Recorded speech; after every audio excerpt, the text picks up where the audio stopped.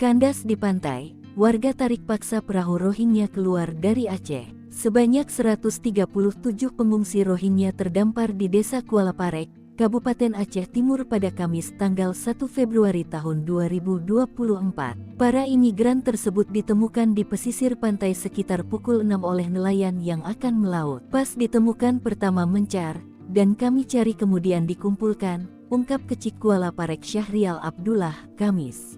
137 pengungsi itu terdiri dari 40 pria dewasa, 47 perempuan dewasa, 23 anak perempuan dan 27 anak laki-laki. Ia mengatakan penolakan dari warga lokal tak bisa dihindarkan. Namun perahu kayu yang membawa imigran Rohingya hingga kini masih tersangkut di bibir pantai desa itu. Warga sekitar pun berusaha untuk menarik kapal itu ke laut. Namun hingga Jumat tanggal 2 Februari tahun 2024 sore, usaha tersebut belum berhasil. Menurut dia, tak ada lokasi penampungan di desanya sehingga warga hanya memasang tenda sementara di bibir pantai. Warga Kuala Parek dan sekitarnya memberikan makanan dan minuman untuk para imigran agar tidak kelaparan dan sakit.